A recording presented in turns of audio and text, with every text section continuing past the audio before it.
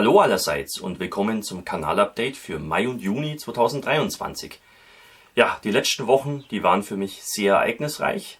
Ich war auf vielen Ausstellungen unterwegs und habe gleichzeitig auch noch die Zeit gefunden, hier an der Werkbank einiges zu schaffen. Also ich fürchte, das wird ein bisschen ein längeres Kanalupdate werden, aber ich versuche mich möglichst kurz zu fassen. Fangen wir mal an mit dem Rückblick auf die vergangenen Ausstellungen, auf denen ich mich so herumgetrieben habe. Die erste war die KMK Scale World in Geel in Belgien. Das war meine erste Ausstellung, die ich in Belgien besucht habe. Deswegen war das allein deswegen schon sehr interessant. Das Ganze wurde ermöglicht durch meinen lieben Freund Ossi. Der hat mich eingeladen zu sich nach Hause und da konnte ich dann auch übernachten und habe auch was zu essen bekommen. Wirklich super. Also so eine großzügige Geste. Echt genial. Vielen Dank nochmal, Ossi, an dich und deine Familie, dass ihr mich so nett bei euch zu Hause aufgenommen habt. Das weiß ich sehr zu schätzen und ich hoffe, ich kann das auch mal erwidern und du kommst mich mal besuchen. Ihr müsst nämlich wissen, der Ossi ist auch Modellbauer und hat auch hier auf YouTube einen Kanal, nennt sich Ossis Scale Modeler Secret. Der Link ist in der Videobeschreibung. Wenn ihr Bock habt, schaut da mal vorbei, kann ich sehr empfehlen. Vor allem, wenn ihr euch für Figurenbemalung interessiert und für Tarnmuster. Ja, die Ausstellung war aber auch nur ein Teil des Aufenthalts in Belgien. Ich habe mit dem Ossi auch noch andere Sachen unternommen.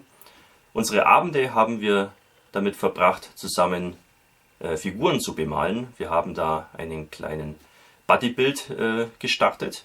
Dazu aber später mehr. Das war sehr interessant und lehrreich.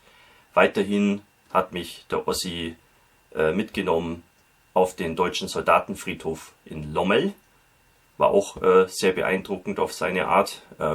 Fast 40.000 Gräber von deutschen Soldaten aus dem Zweiten Weltkrieg vornehmlich. Also das macht schon echt Eindruck. Ein sehr interessanter Ort. Würde ich durchaus empfehlen, da mal vorbeizuschauen, wenn man da in der Nähe ist. Ist wirklich sehr interessant. Ja, weiterhin waren wir noch auf der Festung Eben-Emal. Auch sehr interessant, eine sehr berühmte Festung. Wie manche wissen, wurde diese Festung im Mai 1940 von deutschen Fallschirmjägern erobert. Das war sozusagen das erste Luftlandeunternehmen der Militärgeschichte. Und diese Festung, die ist wirklich in einem tollen Zustand. Man kann sich da drin Stunden aufhalten, die ist wirklich gigantisch. Und da habe ich ja schon ein Video davon gemacht. Das vermittelt aber nur, finde ich, so einen kleinen Eindruck davon, wie diese Festung eigentlich beschaffen ist. Das muss man wirklich mal erlebt haben. Also auch da gilt, wenn ihr mal in der Nähe seid, schaut's da vorbei, das lohnt sich wirklich. Sonntags ging es dann auf die KMK Scale World. Die hat ja nur am Sonntag stattgefunden, also eine eintägige Veranstaltung. Muss ich sagen, hat mir sehr gut gefallen. Ist eine sehr interessante Veranstaltung. Von der Größe her, vom Angebot her, von der Vielfalt her, wirklich sehr interessant. Freier Eintritt, auch cool. Und auch die Teilnahme am Wettbewerb ist da wirklich sehr einfach gestaltet. Also ich bin da auch mit 3 Modellen reingegangen in den Wettbewerb, habe natürlich auch nichts gewonnen. Das hat mich auch nicht überrascht, war auch gar nicht das Ziel. Mein Gedanke war da eigentlich, meinen Fans in dieser Ecke Europas auch mal zu ermöglichen, meine Modelle mal live zu sehen, nachdem ich es verschlafen habe, da mir einen Stand zu organisieren. Aber ich finde, da 3 Wettbewerbsmodelle reintun, das war auch schon was wert und habe da auch ein paar nette Komplimente dafür bekommen. Vielen Dank an alle, die ich da auch getroffen habe. Waren wieder sehr interessante Gespräche mit meinen Freunden und auch Fans. Wirklich toll, den einen oder anderen auch mal wirklich persönlich zu treffen. Man kennt die Leute ja eigentlich nur so aus der Kommentarleiste unter den Videos mit ihren Pseudonymen. Die dann mal wirklich Auge in Auge treffen zu können, ist echt viel wert und wirklich spannend. Und da weiß man dann einfach auch gleich, wen man da so vor sich hat. Das ist wirklich toll. Alles in allem hat es mir also sehr gut gefallen auf der KMK Scale World. Es gab nur so einen kleinen Kritikpunkt von meiner Seite, den ich hier noch äußern möchte. Und zwar ist der Händleranteil da wirklich sehr, sehr groß. Man sollte meinen, das ist eigentlich eine gute Sache. Aber Da war ein bisschen komisch, dass eigentlich die meisten Händler wirklich mehr oder weniger das gleiche Zeug hatten. Da konnte man dann maximal vergleichen, wo die Preise ein bisschen besser sind. Aber was jetzt die Auswahl angeht, die war jetzt nicht wirklich größer, deswegen, nur weil da mehr Händler da waren. Ich weiß, das ist Jammern auf hohem Niveau, aber aus meiner Perspektive heraus hätte es nicht geschadet, wenn da vielleicht noch ein paar andere Händler da gewesen wären, die vielleicht ein bisschen was Spezielleres gehabt hätten. Hätte sich, glaube ich, schon ganz gut gelohnt da. Trotzdem, ich habe gut einkaufen können, wie man sich denken kann. Das zeige ich euch noch kurz. Und zwar war auch der Roy von Diodump da mit einem Stand. Und ich mag die Diodump Sachen einfach total gern. Deswegen habe ich mir hier da 2 Sachen mitgenommen. Einmal hier so einen Tank und dann hier, ja, so ein ukrainisches, was ist denn das? Ortsschild ist es nicht. Ich weiß gar nicht, gibt es da ein deutsches Wort dafür? So ein Monument eben. Ganz cool. Gute Qualität.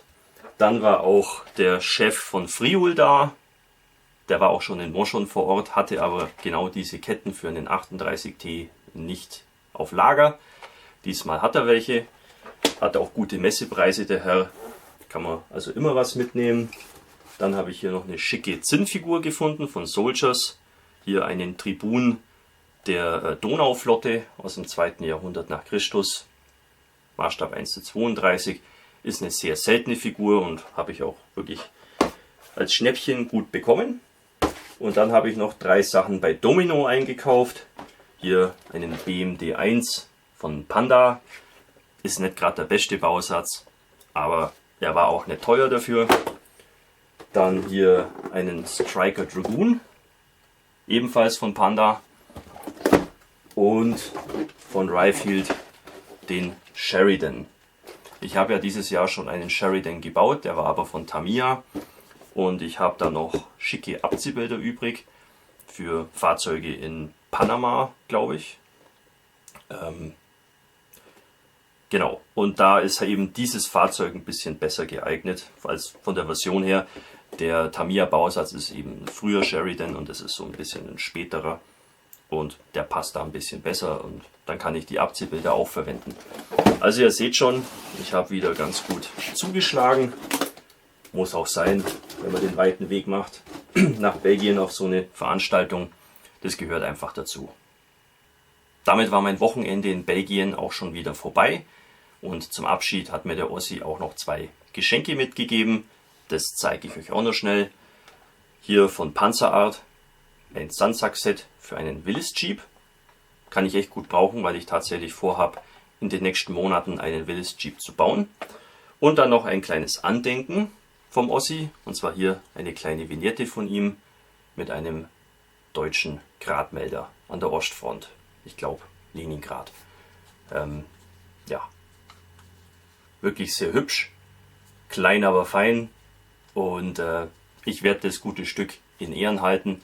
Bekommt einen Ehrenplatz in meiner Vitrine. Hat es auch signiert im Übrigen. Wirklich cool. Ein sehr persönliches Geschenk. Ja, vielen Dank Ossi für alles. Für die Übernachtungsmöglichkeit, für die Geschenke und überhaupt für deine Zeit und deine Freundschaft. Das weiß ich wirklich sehr zu schätzen. Auf meiner Rückfahrt von Belgien nach Bayern habe ich dann noch einen kleinen Umweg gemacht über Hessen. Und zwar wollte ich mir da schon längst mal die Saalburg anschauen. Das ist in der Nähe von Frankfurt. Das ist ein rekonstruiertes römisches Kastell. Für mich als alter Römer-Fan ist das einfach ein Muss. Und darum bin ich da mal vorbeigefahren und habe mir das angeschaut. Sehr interessant, tolle Ausstellung, tolle Rekonstruktion, also sehr beeindruckend, hat mir sehr gut gefallen. Kann ich auch jedem empfehlen, da mal vorbeizuschauen. Ich habe da auch ein paar schöne Fotos gemacht und auch schon ein kurzes Video darüber geschnitten. Das wird dann in den nächsten Wochen auf euch zukommen. Gut, kommen wir jetzt aber wieder zurück zu den vergangenen Veranstaltungen. Nicht mal eine Woche nach der KMK Scale World war ich schon auf der nächsten Ausstellung zugegen, und zwar der 8. Modelltrift Original im Fliegerhorst Museum in Leipheim. Ja, auch da habe ich wieder meine alten Freunde getroffen und auch ein paar neue Leute kennengelernt. Ist immer wieder schön, dort auszustellen, weil es einfach ganz gemütlich ist. Die Ausstellung mausert sich auch zusehends, finde ich, was aber auch keine Überraschung ist, wenn man bedenkt, dass dann doch viele andere bekannte Ausstellungen im süddeutschen Raum eigentlich ersatzlos gestrichen wurden oder verschwunden sind. Da verdichtet sich dann das Interesse natürlich zunehmend auf die paar Veranstaltungen, die dann noch bleiben. Obwohl ich in Leipheim auf der Ausstellung nichts eingekauft habe, bin ich trotzdem doch ganz gut beladen mit neuen Bausätzen nach Hause gekommen. Das hatte den Grund, dass ich eben von einigen sehr großzügigen Leuten ein paar tolle Spenden bekommen habe. Und das zeige ich euch noch schnell. Hier 2 Flugzeugbausätze im Maßstab 1:72, eine Spitfire und eine Swordfish, beide von Revell. Die wurden gespendet fürs Ferienprogramm von der IG Allgäuer Modellbaufreunde. Sehr großzügig, vielen Dank. Ich hatte ja eigentlich gesagt, dass ich keine Spenden fürs Ferienprogramm mehr annehme, mit der Ausnahme, wenn die mir persönlich überreicht werden, also das Ganze nicht per Post verschickt wird, dann nehme ich es schon an. Und ja, das ist einfach toll. Das sind genau die richtigen Bausätze für die Kinder und Jugendlichen. Vielen Dank an die Allgäuer. Dann hat mir der Alexander wieder ein paar Sachen in die Hand gedrückt. Der lässt sich's nicht nehmen, mich immer zu unterstützen. Hier von Takom, der Panzer 1, beziehungsweise Panzer 1 Ausführung A und Panzer 1 Ausführung B, da sind 2 Modelle drin, im Maßstab 1:35. Den Bausatz habe ich schon und der Alexander meinte, wenn ich mag, kann ich das auch im Ferienprogramm zuführen. Das werde ich auf jeden Fall in Betracht ziehen. Vielen Dank, Alexander. Weiterhin hat er dann für mich persönlich noch hier einen T26 springen lassen von Hobbyboss, hier mit diesem Zwillingsturm. Auch ein sehr interessantes Fahrzeug, wo ich tatsächlich auch eine Schwäche dafür habe. Ja, die Ketten sind fragwürdig bei dem Bausatz, aber ich habe Ersatz dafür. Vielen Dank dafür. Und dann hat mich auch wieder der David besucht aus Chemnitz. Chemnitz-Leipheim, also das ist schon eine Strecke. Der hat mich schon letztes Jahr dort besucht. Echt ein super Typ, sehr interessant, sich mit ihm zu unterhalten. Nimmt auch immer an der Videomodel-Show teil. Also einfach ein sehr großzügiger Unterstützer, der David. Und der hat mir ein paar Sachen geschenkt. Hier ein Figurenset von Mini-Art. Sowjetische Panzerbesatzung hier beim Rohrreinigen. Und hier von Masterbox. Hier diese Infanteriegruppe.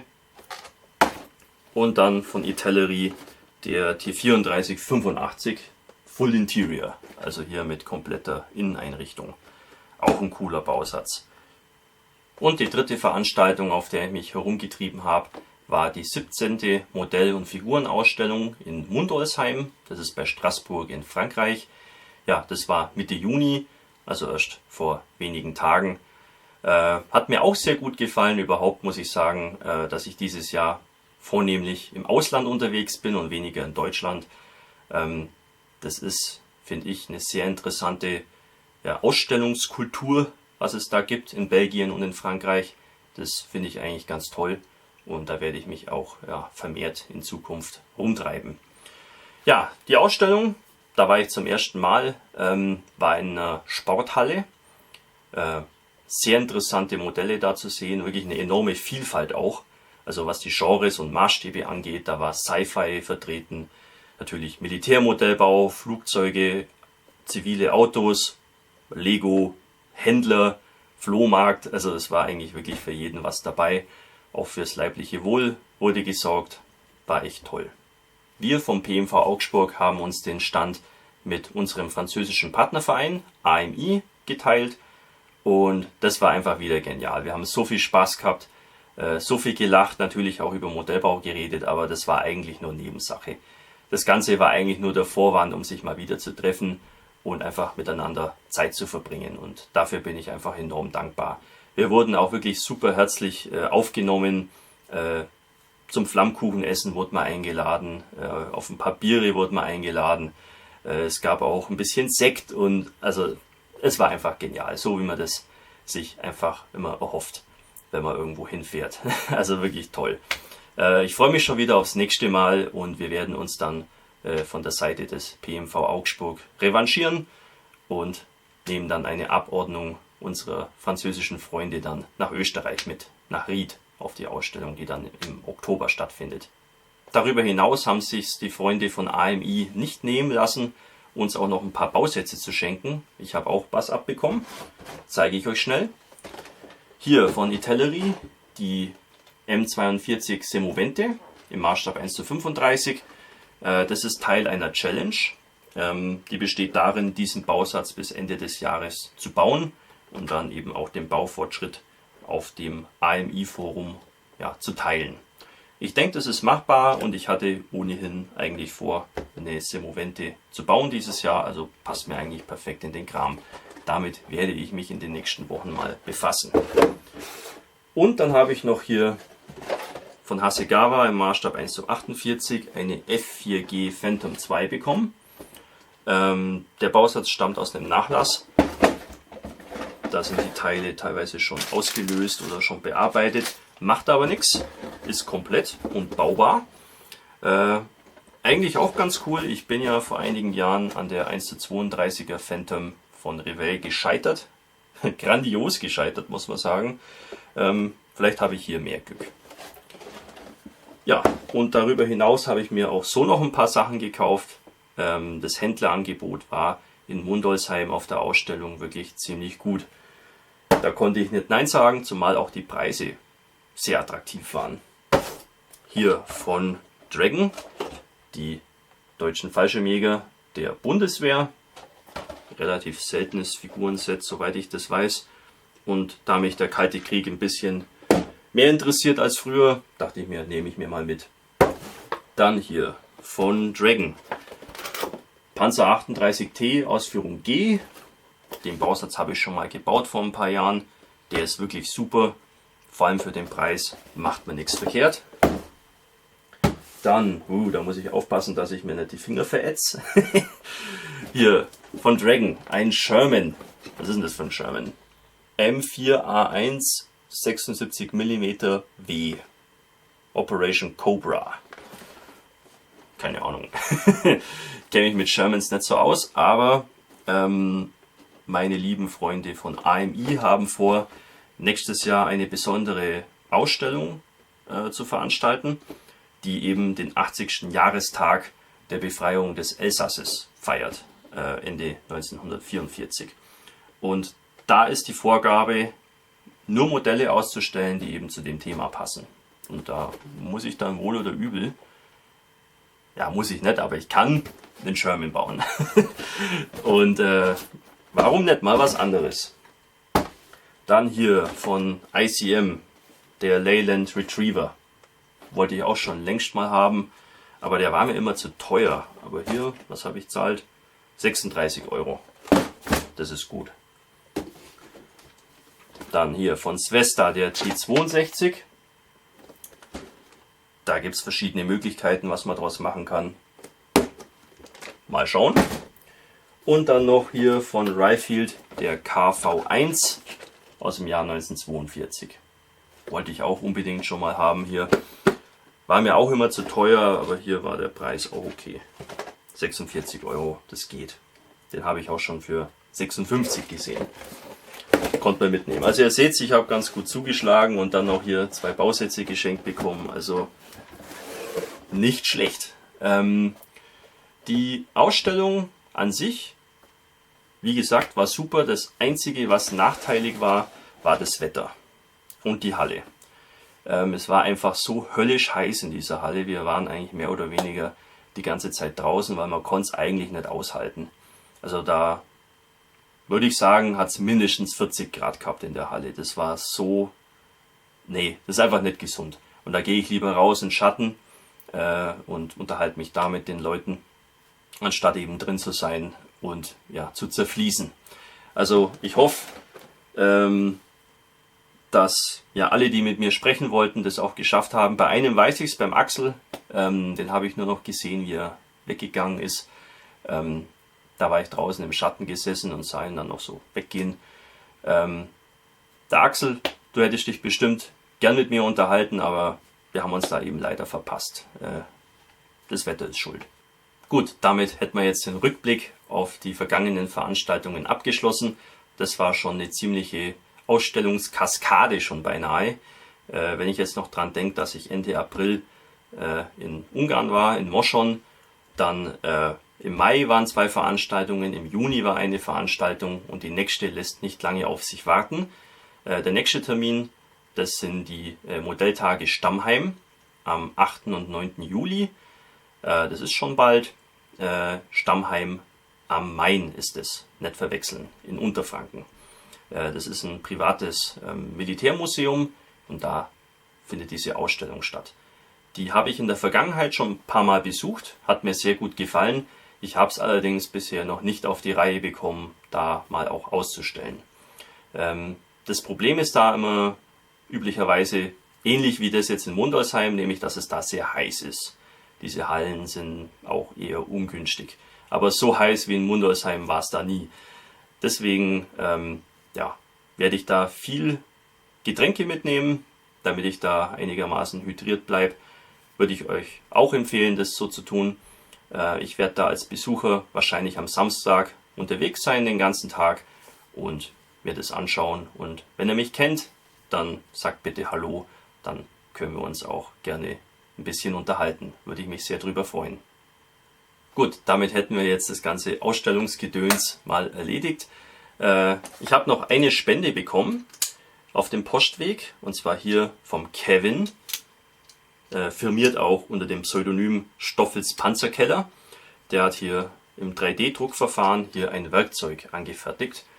Das dient dazu, diese Messingdrähte für die Friolketten alle aufs gleiche Maß zu kürzen. Da kann man hier praktisch einstellen, wie das Maß sein soll, festschrauben, und dann ist hier eine Führung da für den Draht. Und dann kann man da hier hinten den Draht abzwicken und ablängen eben. Das Coole ist, da ist auch hier mein Name drauf. Vielleicht könnt ihr es sehen. HWK Barkas. Auch hier mein Logo mit der Schildkröte. Sehr nett. Interessantes Werkzeug. Ich habe es bisher noch nicht verwenden können. Wird aber demnächst mal passieren, denke ich. Vielen Dank, Kevin, dass du da an mich gedacht hast und hier extra ein Design für mich entworfen hast. Sehr cool, wirklich sehr witzig. Ich werde es in Ehren halten, dieses Werkzeug. Sowas bekommt man nicht alle Tage von dem Fan. Vielen Dank, Kevin. Gut, schauen wir uns an, welche Projekte ich seit dem letzten Update abgeschlossen habe. Insgesamt ist es mir gelungen, 3 Sachen fertig zu bekommen. Das ist eine ziemlich gute Ausbeute. Zumal, wenn man dann auch bedenkt, wie viel ich dann in den letzten Wochen auch unterwegs war. Also das Hobby ist dann doch nicht zu kurz gekommen. So, den Anfang macht hier der verlassene T28 in Finnland während des Winterkrieges. Das ist sozusagen Teil 1 meines Doppelprojekts. Teil 2 seht ihr dann im Anschluss. Ja, das war im vorherigen Update schon ziemlich weit fortgeschritten. Das Fahrzeug war fertig, lackiert und gealtert. Der Sockel war eigentlich auch schon halb fertig. Und das nächste war dann eben die Bemalung der Figuren. Das war eine bisschen größere Herausforderung als gedacht. Lag vor allem an diesen weißen Schneeanzügen. Das ist einfach ein bisschen undankbar. Ich habe die dann mit der Airbrush schon mal sozusagen vorgrundiert und dann versucht, das ein bisschen zu schattieren. Ist einfach nicht so ganz einfach. Weiß ist eine sehr undankbare Farbe im Modellbau. Das nächste war dann die Ausrüstungsgegenstände. Da war ich ein bisschen verwirrt, was die Farbgebung angeht. Ich habe da mir ein paar Fotos angeschaut von Uniformen, die in Museen ausgestellt sind, und musste feststellen, dass die doch sehr unterschiedlich sein können. Es gibt braune Koppel, es gibt schwarze Koppel, die Munitionstaschen sind teilweise auch unterschiedlich. Ich habe dann mental so ein bisschen aufgegeben und habe dann einfach mich auf ein Foto konzentriert aus so einem Museum und habe das eben hier reproduziert. Ich hoffe, dass es ungefähr passt. Nachdem dann auch die Figuren fertig waren, konnte das Ganze dann auch zum Abschluss kommen, und zwar mit dem Schnee. Da habe ich dann vorher als Vorsichtsmaßnahme noch den Sockel ordentlich mit Klarlack besprüht, denn das Schneematerial, das ist hier dieses Zeug aus Italien, Rast de Ranau, richtig blöder Name, das ist irgend so ein Silikonpulver, was ich mit Holzleim und Wasser vermische, und da hatte ich eben Sorge, dass wegen eben dem Wasser in dieser Mischung vielleicht diese Fasern an den Bäumen, dass da vielleicht irgendwie die Farbe sich da rauslösen könnte und dann eben den Schneebelag irgendwie so grünlich verfärben könnte. Und deswegen habe ich da vorher noch ordentlich Klarlack drauf, nur um eben sicher zu gehen, dass das nicht passiert. Anschließend habe ich dann meine Schneepaste angerührt und habe dann mal mit diesen beiden Nadelbäumen angefangen, einfach mit einem großen Pinsel diese Schneemasse da eben aufzutupfen, um da eben diesen Schneebelag auf den Bäumen eben darzustellen. Das ging ziemlich gut. Das Schöne an diesem Schneepulver ist auch, dass es eben sein Volumen behält, also das schrumpelt nicht oder fällt in sich zusammen, sondern so wie man es aufträgt, so bleibt es dann auch. Und es ging wirklich gut und zu meiner Freude habe ich dann auch gesehen, dass sich da keine grüne Farbe aus diesem Flockenmaterial herauslöst. Danach kam dann der Boden dran, auch da habe ich eine sehr kräftige, dicke Schicht Schneepulver aufgeschmiert und ja, in die noch feuchte Masse dann eben das Fahrzeug eingedrückt und auch die Figuren aufgeklebt. Bei den Figuren habe ich natürlich noch von den Skiern und von den Skistöcken noch so Spuren eingedrückt. Das Fahrzeug, da habe ich nichts weiter gemacht, das soll da schon länger stehen. Im Gegenteil, ich habe dann noch ein bisschen Schnee aufs Fahrzeug gepinselt, damit es dann wirklich so aussieht, als ob es da schon länger steht und da vielleicht schon auch der eine oder andere Schneefall in der Zwischenzeit passiert ist. Zum Schluss habe ich dann noch den Rahmen schwarz bemalt und hier vorne als Dekoration noch eine finnische Münze aus dem Jahr 1939 befestigt. Das ist ein Original, kriegt man auf eBay für wenig Geld und ich finde, das ist einfach immer ja, eine schöne Möglichkeit, um da einfach noch ein bisschen mehr Kontext zu geben. Ja, insgesamt bin ich sehr zufrieden mit dem Ergebnis. Das sieht wirklich sehr hübsch aus. Hatte ich auch schon auf einer Ausstellung mit in Leipheim. Da wurde mir auch gleich angeboten, das ganze Ding abzukaufen für ein paar hundert Euro. Hätte ich vielleicht sogar gemacht, aber dann hätte ich euch ja hier nichts zeigen können. Und ich möchte das Teil auch noch auf anderen Ausstellungen zeigen, so in den nächsten Jahren. Ja, Geld wäre schön gewesen, aber andererseits, ich habe auch so Freude dran. Das zweite fertige Projekt und gleichzeitig auch der zweite Teil meines Doppelprojekts ist hier der zerstörte russische BTR-80A in der Ukraine 2022. Das kennt ihr auch schon aus dem vorherigen Update. Da war ich noch mittendrin in der Rohbauphase. Da war ich mir nämlich noch nicht ganz sicher, wie ich den Sockel genau ausgestalten möchte. Der Sockel sah für mich einfach noch ein bisschen zu nackt aus und daher habe ich dann beschlossen, noch eine schmale Teerstraße hinzuzufügen. Das war ganz einfach erledigt. Da habe ich einfach ein bisschen Mörtel angerührt und es dann aufgespachtelt, ganz glatt. Und als es dann trocken war, sah mir das ein bisschen zu ordentlich aus und deswegen habe ich dann mit einem Hammer ganz vorsichtig eben diesen Mörtel, diese Oberfläche so eingedrückt, dass da eben so Risse entstehen und Schlaglöcher und so weiter. Also mit so einem Hammer nicht draufhauen, sondern mehr so drücken und massieren, sage ich mal. Und das ging dann eigentlich ganz gut. Da entstehen natürlich dann jede Menge lose Stückchen. Die habe ich dann mit ein bisschen verdünnten Holzleim fixiert oder festgeklebt. Weiterhin habe ich dann noch hier im Vordergrund einen zerstörten Mast hinzugefügt. Der kommt von Mini-Art. Das obere Stück habe ich eben beschädigt. Das ging relativ einfach. Ich habe einfach den Kunststoff verbogen, zurechtgeschnitten und noch ein paar so Nietlöcher nachgebohrt, um das eben einigermaßen glaubwürdig aussehen zu lassen. Damit war dann die ganze Chaussee bereit für die Lackierung und da habe ich mich dann auch gleich dran gemacht. Angefangen habe ich mit dem Wrack. Das habe ich wie immer erstmal schwarz grundiert und dann mit verschiedenen Brauntönen lackiert, damit ich schon mal so eine Grundlage habe für diesen typischen Flugrost, der eben entsteht, wenn solche Fahrzeuge eben komplett ausbrennen. Den eigentlichen Rosteffekt, also die Farbgebung und die Textur, habe ich mit Pigmenten von Vallejo realisiert. Normalerweise arbeite ich relativ wenig mit Pigmenten, aber für solche schweren, groben Rostdefekte sind Pigmente einfach unschlagbar. Da habe ich angefangen mit einem Pigment Wash. Möchte ich mal kurz erklären. Da nimmt man am besten ja, einen dunklen Farbton, also irgendeinen dunklen Rostton, gibt ein paar Pigmente in ein Glas und verdünnt das Ganze dann ziemlich kräftig mit Pigmentfixer von MIG. Wenn man das dann so verrührt, dann entsteht eben ein Pigmentwash. Und das habe ich dann erstmal aufs ganze Modell aufgepinselt. Der Pigmentfixer trocknet relativ langsam, was dann auch bedeutet, dass man dann in diese feuchte Oberfläche gleich dann noch weitere Waschpigment-Farbtöne einarbeiten kann. Die Pigmente habe ich teilweise aufgestreut, teilweise aufgetupft. Also da hat man alle Möglichkeiten. Ich habe dann auch ein paar Rußpigmente, vor allem in den Innenraum rein und auch ein paar Aschepigmente hier und da eben platziert. Der Pigmentfixer, der bindet die Pigmente ziemlich gut. Man sollte das Modell jetzt vielleicht nicht ständig anfassen, aber das Ganze bleibt auf jeden Fall an Ort und Stelle. Und ich muss sagen, der Effekt sieht ziemlich gut aus.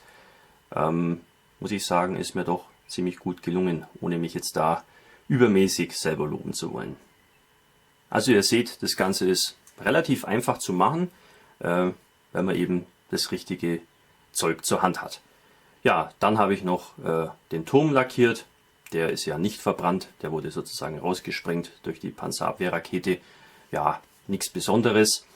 Und dann ging es auch schon an den Sockel. Den habe ich auch lackiert. Erstmal alles schwarz grundiert, weil ja manche Teile waren ein bisschen verschmutzt durch die Modelliermasse oder durch den Mörtel. Wollte ich jetzt nicht unbedingt putzen und daher dachte ich, ich fange gleich frisch an und lackiere alles erstmal schwarz und ja, bemal dann die Details alle einzeln. Ist vielleicht ein bisschen aufwendiger, aber ich denke, das Resultat rechtfertigt es. Da konnte man sich auch wieder komplett austoben. Zum Beispiel habe ich bei diesem Wellblechzaun wieder die Haarspray-Methode angewendet.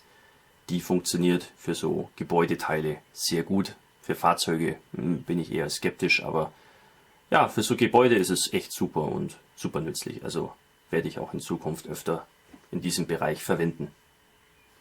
Als dann der Sockel lackiert war, kam dann die Erde drauf und auch die Grasbüschel und natürlich auch das Fahrzeug. Habe ich alles erstmal aufgeklebt, vornehmlich mit Holzleim. Und als das dann trocken war, habe ich dann rund um das Fahrzeug noch weitere Brandspuren sozusagen aufgetragen.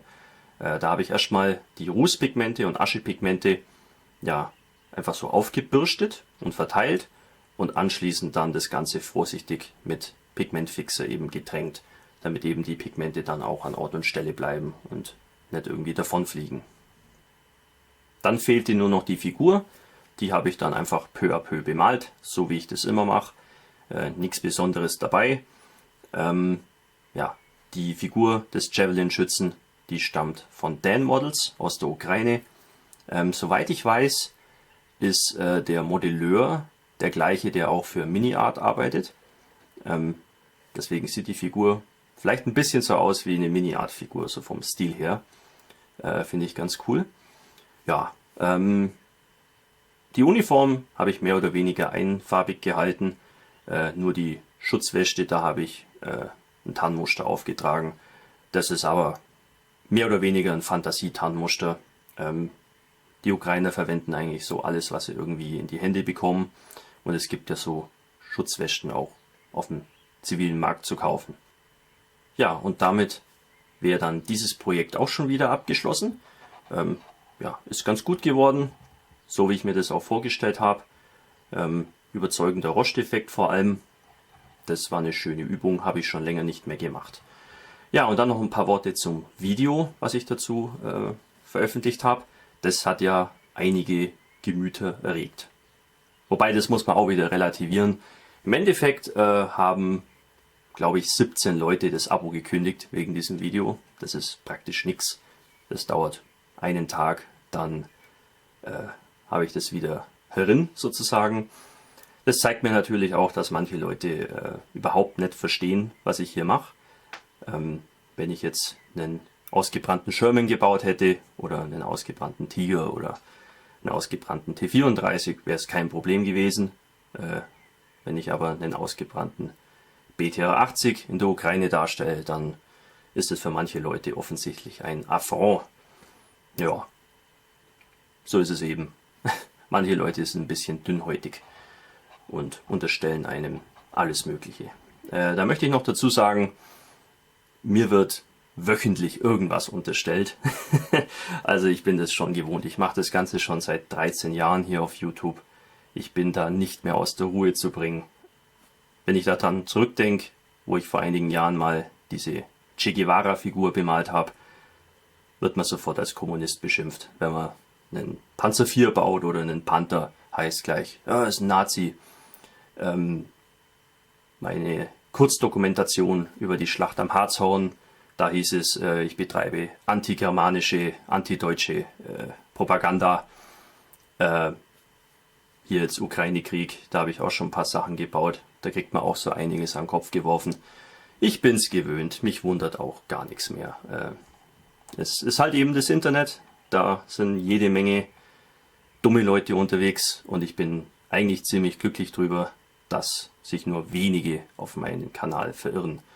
Die meisten Leute haben da Verständnis und kapieren, worum es hier geht. Und deswegen möchte ich allen danken, die das Ganze positiv aufgenommen haben und vielleicht auch lobende Worte dafür hatten, was ich hier eben handwerklich geleistet habe. Und hier ist das dritte fertige Projekt. Das ist so neu, dass es von euch noch keiner gesehen hat. Nicht mal meine Unterstützer auf Patreon haben das mitbekommen. Das hat damit zu tun, ich hatte einfach so viele andere Sachen zu teilen und war auch viel unterwegs, dass ich da nicht wirklich Platz dafür hatte, das irgendwie mal vorab schon zu zeigen. Aber das holen wir jetzt mal nach.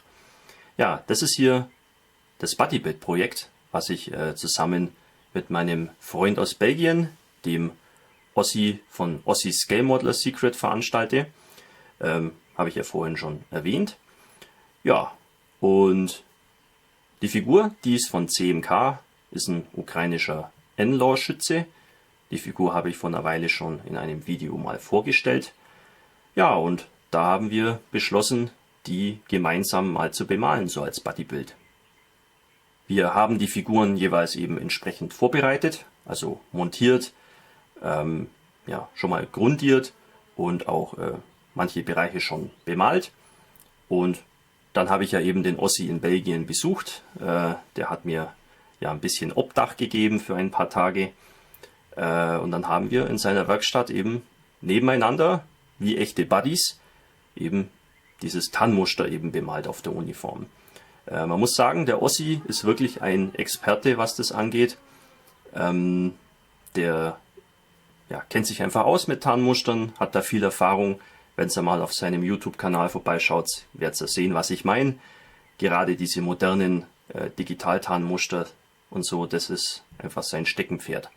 Und ich habe da einfach gar keine Ahnung von solchen Sachen und daher war es wirklich prima, da mal wirklich mit einem Experten zusammen eben so ein Tarnmuster eben auf eine Figur aufzumalen. Wir haben dann auch ein bisschen zum Philosophieren angefangen, wie man diese ukrainische Digitaltarnung eben im Maßstab 1:35 darstellen könnte. Das ist nämlich gar nicht so einfach. Ich habe da große Schwierigkeiten gehabt bei meinem T64, bei der Panzerbesatzung. Das kann man einfach nicht maßstabsgetreu reproduzieren. Das funktioniert einfach nicht. Und wir sind dann zum Schluss gekommen, dass es möglicherweise effektiver ist, auf die Maßstäblichkeit gänzlich zu verzichten, sondern stattdessen das Tarnmuster überzeugend aussehen zu lassen aus, ich sage jetzt mal, ja, 40 cm Entfernung. Einfach ja, die normale Position, wo eben der Betrachter sich das eben anschaut. Und das hat eben zur Folge, dass man nicht so kleine Flecken braucht und es auch viel weniger Flecken sein müssen. Und das haben wir hier mal versucht umzusetzen. Und ich muss sagen, das hat wirklich gut geklappt. Also das sieht 10-mal besser aus wie mein Versuch bei der ukrainischen Panzerbesatzung vom letzten Jahr. Das ist verdammt gut. Also so werde ich es in Zukunft machen. Das ist wirklich spot on sozusagen. Was die Farben angeht von dem Tarnmuster, da kann ich nicht viel dazu sagen. Das müsst ihr dann Ossi fragen.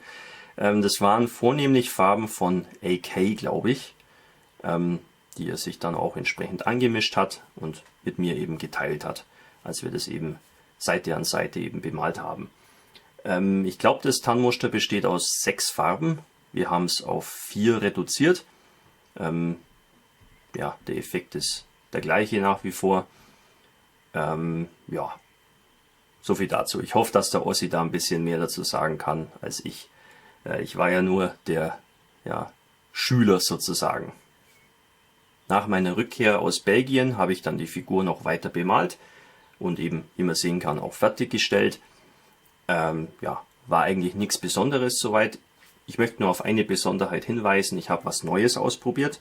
Und zwar anstatt eines Ölfarbenwashes, um die Details zu betonen, habe ich diesmal Acrylwashes verwendet. Und zwar von Emo. Die sind, glaube ich, relativ neu. Da gibt es einmal hier das Dark Brown Wash und das Dark Wash. Das habe ich 50-50 miteinander vermischt. Die Farben sind relativ dickflüssig, also man kann die ganz normal aufpinseln, fast wie eine Acrylfarbe. Also die zerlaufen nicht. Der Clou ist nämlich, die kann man, auch nachdem sie getrocknet sind, mit einem feuchten Pinsel wieder reaktivieren und auch so ein bisschen verblenden.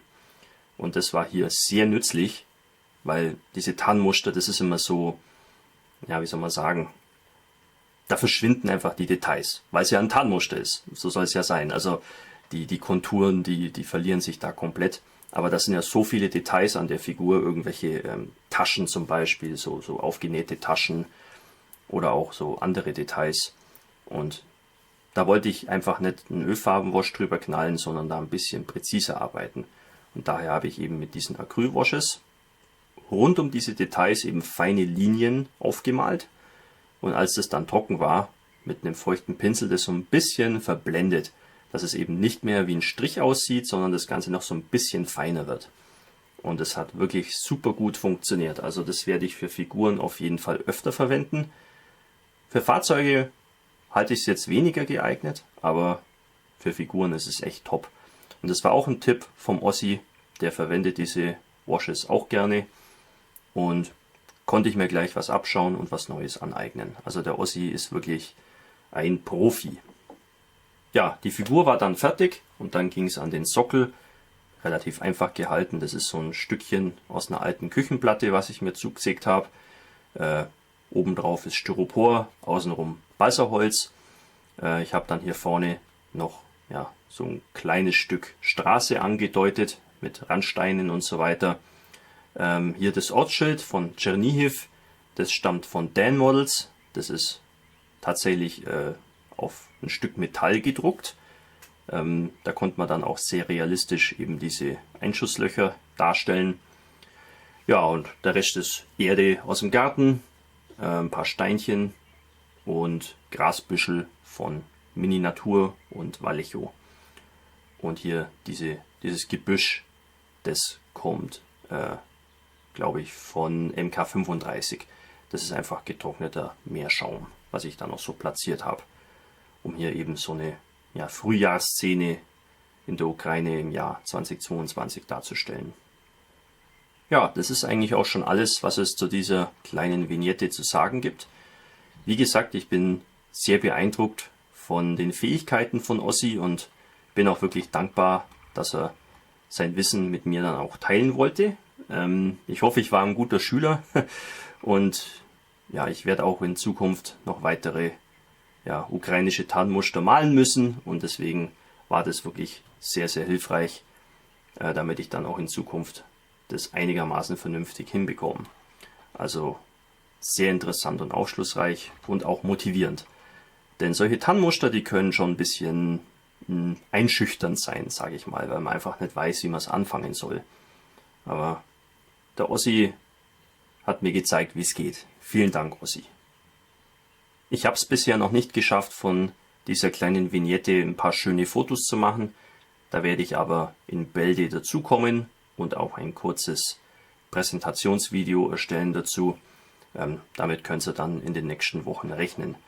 Und ich bin auch wieder gespannt auf die Kommentare, ob da wieder ein paar Leute ihre Kontenance verlieren oder ob manche Leute doch ihre Beherrschung behalten können. Schauen wir uns jetzt an, welche Projekte ich in Arbeit habe. Hier das K5E Eisenbahngeschütz von Dragon. Da kann ich wieder keinen Fortschritt vermelden. Ja, wie gesagt, ich war viel unterwegs auf diversen Ausstellungen und habe mich dann in der übrigen Zeit mit 3 Projekten befasst, die ich dann auch fertiggestellt habe. Man hat ja nicht Zeit für alles gleichzeitig. Aber ja, ich bin noch am Schauen nach besseren Eisenbahnschienen und sobald ich die habe, werde ich dann weiter am Gelände arbeiten und es entsprechend ausformen.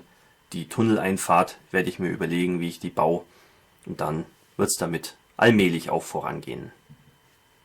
Dafür gibt es ein paar Fortschritte beim Jagdpanzer IV Buddy-Build, den ich zusammen mit Panzermeister 36 hier auf YouTube unternehme. Da habe ich jetzt angefangen, den Sockel mal zu gestalten, damit das Ganze auch mal ein bisschen vorangeht. Das Ganze läuft momentan nicht so ganz synchron. Der Evan hat seine Halbkette noch nicht fertig montiert, dafür aber den Jagdpanzer schon lackiert. Dann ja, muss ich die Zeit ja auch ein bisschen nutzen und dachte mir, ich lege jetzt mal grob fest, wie die Szene aussehen soll, baue den Sockel und dann kann ich auch die Figuren mal mir zulegen oder entsprechend herrichten und dann nimmt es auch so Gestalt an. Ja, wie ihr sehen könnt, das Ganze soll eine urbane Szene werden. Ja, nicht unbedingt eine Kampfszene, aber schon wirklich sehr nah an der Front, vielleicht ja, einige 100 Meter hinter der Frontlinie in einer polnischen Stadt im Sommer 1944. Ja, der Sockel ist eine Holzplatte, die ich mir entsprechend zugesägt habe. Da habe ich dann hier eine Styroporplatte eingeklebt und außen als Rahmen Balsaholz befestigt mit Holzleim, damit es so ein bisschen ordentlicher aussieht. Ja, und für die Gebäude, das sind hier Gipsgebäude. Das ist hier eine interessante Mischung. Ich habe da relativ viel im Lager, aber da war jetzt nichts dabei, was so hundertprozentig gepasst hat. Hier der vordere Teil, der stammt von Plus Model. Da geht normalerweise hier noch ein weiteres Gebäude weiter, was zu dem Bausatz gehört. Das war aber viel zu tief. Also das hätte hier überhaupt nicht drauf gepasst. Und hier die hintere Hälfte, die ist von Royal Model. Auch da gibt es einen vorderen Gebäudeteil, der nicht wirklich gepasst hat für das, was ich hier darstellen will. Und dann habe ich eben beschlossen, das Ganze zu mischen. Also vorderer Teil hier von Plus Model, hinterer Teil von Royal Model. Und ich finde, das harmoniert ziemlich gut miteinander. Als nächstes werde ich mir Gedanken machen, wie ich hier die Straße gestalten möchte. Kann sein, dass ich da mit einzelnen Steinchen eben hier ein Pflaster lege. Kann auch sein, dass ich da schon fertige Platten einarbeite. Das muss ich mir noch überlegen, wie ich das genau anstellen möchte. Wäre eigentlich schon ganz cool, wenn hier so eine Trambahnlinie durchging. Da wäre jetzt Mini-Art eine gute Wahl. Dann müsste ich da nicht hunderte von Pflastersteinchen einzeln legen. Ich denke aber, ich werde nicht drum herum kommen, den Gehsteig selber zu bauen. Allein schon wegen der Form von dem Gebäude. Das wird sich kaum vermeiden lassen. Gut, müssen wir mal schauen. Und ich habe mir hier jetzt auch von Mini-Art die polnischen Straßenschilder zugelegt. Kann man hier auf jeden Fall auch irgendwie einarbeiten. Das Ganze reizt mich auf jeden Fall tierisch und ich denke, ich kann euch versprechen, dass es im nächsten Update da auch wieder was Neues zu sehen gibt dazu. Alles klar, dann schauen wir uns jetzt noch an, welche Bausätze ich mir sonst noch so zugelegt habe, abseits der Ausstellungen.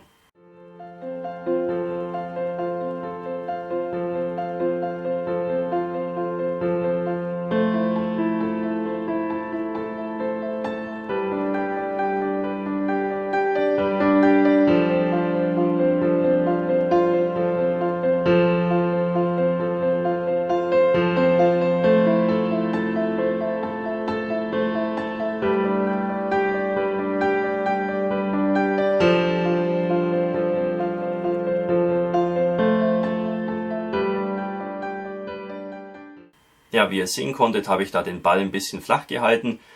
Ich habe ja auf den Ausstellungen schon sehr viel eingekauft und dann stellt sich auch immer die Frage, wie viele Bausätze braucht der Mensch? Ich brauche relativ viele Bausätze, aber auch das hat irgendwo sein Limit. So, was steht jetzt in den nächsten Wochen an? Wie schon vorhin erwähnt, werde ich mich sehr bald schon mit der M42 Movente befassen, damit ich da eben meine Challenge auch schon mal rechtzeitig beginnen kann. Weiterhin hätte ich auch richtig Bock, mal wieder eine Figur zu bemalen, einen Römer oder auch was zum Thema Deutsch-Französischer Krieg. Irgendwie sowas wäre ganz reizvoll. Und ich werde auch definitiv mich mit dem Dioramenssockel befassen für den Jagdpanzer 4 Bodybuild. Da möchte ich auch viel vorankommen in den nächsten Wochen. Auf welche Inhalte könnt ihr euch freuen auf meinem Kanal? Ich habe so einiges schon vorbereitet. Hier 2 Buchbesprechungen zum Beispiel, Life and Death on the Eastern Front. Das ist ein Buch mit vielen Original-Farbfotos. Und dann hier Operation Nordwind, Rare Photographs from Wartime Archives. Das habe ich mir zugelegt, weil ich ja vorhin schon erwähnt habe, meine Freunde von AMI werden eine besondere Ausstellung nächstes Jahr veranstalten, wo es eben ausschließlich um die Kämpfe im Elsass gehen soll. Und da muss ich mich schon mal ein bisschen einlesen vorab. Ja, was die Videos angeht, habe ich auch einiges im Petto. Wie schon erwähnt, ein Video über die Saalburg. Ich habe auch eine Bausatzbesprechung schon vorbereitet seit längerem. Da geht es um den Unimog von AK Interactive. Dann gehe ich ja demnächst wieder auf eine Ausstellung in Stammheim. Da wird es auch ein Video geben. Und der ukrainische NLAW-Schütze ist auch schon fertig. Da muss ich noch Fotos machen und ein Video machen. Also auch das wird in Bälde auf euch zukommen. Weiterhin findet Mitte August wieder der Bastelkurs statt, des Ferienprogramms, den ich ja leite und dank eurer großzügigen Spenden eben auch betreiben kann, weil ihr mir eben das Baumaterial auch zukommen lasst. Ja, wie gesagt, Mitte August ist der Kurs. Auch da wird es wieder ein Video geben, damit ihr dann auch alle sehen könnt, was die Kinder und Jugendlichen dann aus den Bausätzen, die ihr so gespendet habt, rund ums Jahr, was die da eben draus machen. Das ist auch immer ganz nett und da freue ich mich schon drauf. Okay, damit wären wir am Ende dieses Kanalupdates. War, wie schon angekündigt, ein bisschen länger als sonst, aber ich hoffe, nicht zu lang und zu eintönig. Wenn eben so viel passiert, dann gibt es eben auch viel zu berichten und das führt eben auch zu einem langen Kanalupdate. Ja, vielen Dank fürs Zuschauen. Ich hoffe, ihr fandet es interessant und hilfreich. Bis zum nächsten Video, euer Hamilcar Barkas.